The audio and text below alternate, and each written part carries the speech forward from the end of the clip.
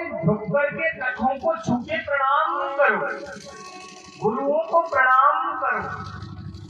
प्रातःकाल उठ कर रघुनाथ, मात पिता गुरु नावै माथ।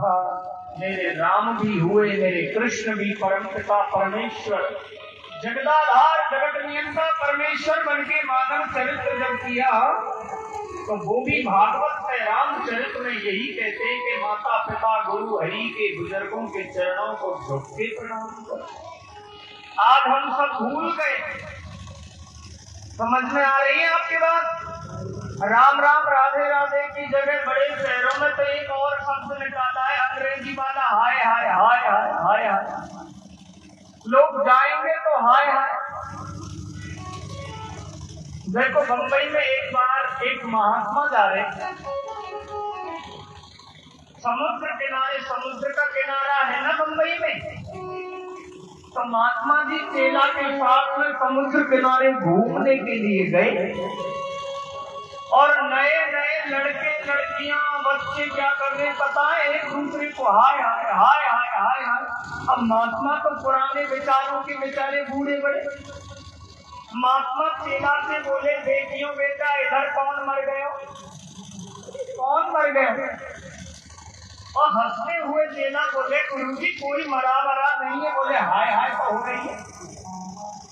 अरे बोले हाय हाय तो राम राम की जगह काम ले दिया जा रहा है आजकल बाजारों में।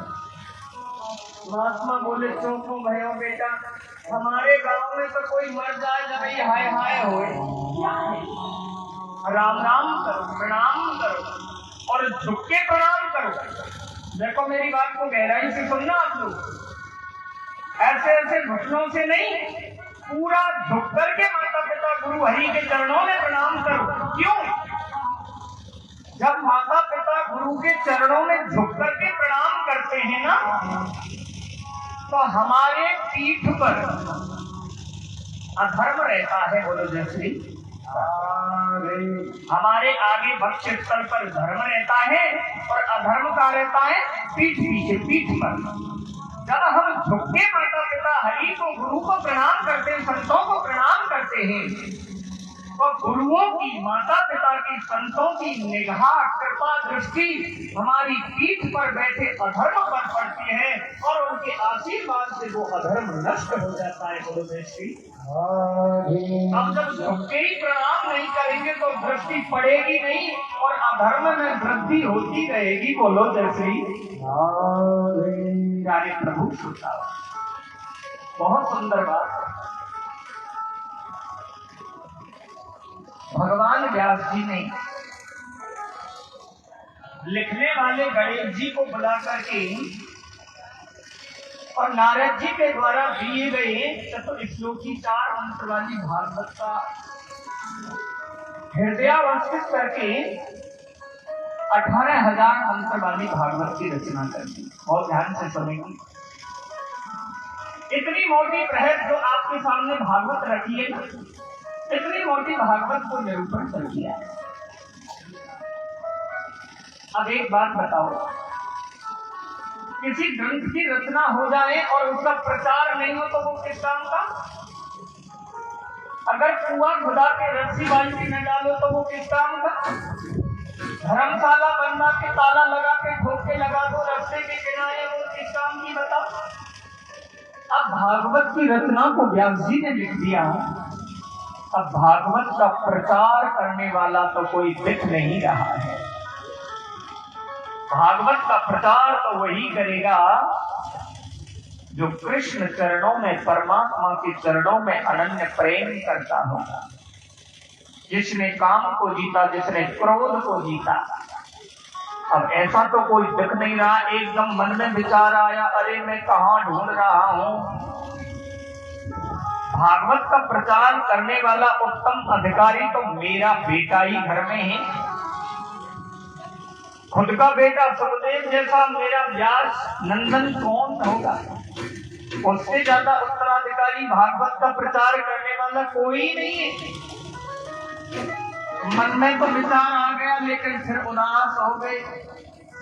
कि मेरा सुखदेव तो निर्गुण निर्विकार निरीह ब्रह्म की समाधि में बैठा है, और भागवत को भगवान का सगुण साकार सविशेष रूप का निरूपण करता है। वो परमात्मा निराकार भी है, वो भगवान साकार भी है। देखो समझना है इस बात को। जब जीव के अंदर अभिमान की गर्मी बढ़ जाती है ना, ध्यान देना भक्त लोगों, जब हमारे अंदर अभिमान का टेम्परेचर बढ़ जाता है ना, तो बर्फ पानी बन करके बहने लग जाता है। फिर भगवान कहता है बेटा तू ढूंढता रहे, हम तुझे मिलने वाले नहीं। जब अभिमान की गर्मी चढ़ जाती है और जब जीव के हृदय में दीनता आ जाती है, दैन्य भाव आ जाता है, अयम ही नारायण दास दास दासा दास दास दास, हे गोविंद हे जगन्नाथ, मैं तो तुम्हारे चरणों का दास हूँ, दासों का दास हूँ। जब ये दीन भाव आ जाता है तो भगवान कहते तू कहाँ ढूंढ रहा है, मैं तेरे पास ही तो हूँ। बोलो जय श्री प्यारे प्रभु श्रोता,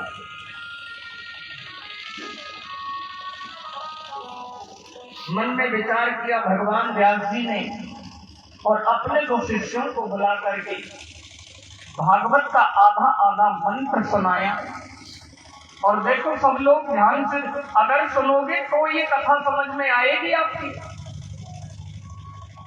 ये कथा बहुत ज्यादा ध्यान देंगे तो समझ में आएगी। मैं आपको बताऊं, भगवान व्यास जी ने दो शिष्यों को बुलाया और भागवत के पूरे नहीं आधे आधे दो मंत्र सुनाए और कहा बेटा जब निर्गुण ब्रह्म की समाधि में मेरा बेटा सुखदेव बैठने को तैयार हो, तब भागवत के इन आधे आधे मंत्रों को सुना देना। वो निर्गुण ब्रह्म की समाधि से खड़ा होकर के भागवत सुनने आ जाएगा।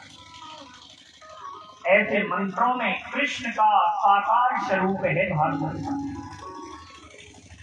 तो मंत्र क्या सुनाया, ये मंत्र बहुत ध्यान से सुनना आप। कि बरहा पीड़म नटवर वपु कर्णयो कर्णिकारम विधृतवाश कनक कपिशं वैजयन्तीं चलारम रंध्राण वेणो धरिपुनया पूरयन् गोप वृंदई वृंदारण्यम स्वपद रमणः प्राविशद गीत कीर्ति। देखो मंत्र क्या है, बरहा पीड़म नटवर वपुः कर्णयो कर्णिकारम।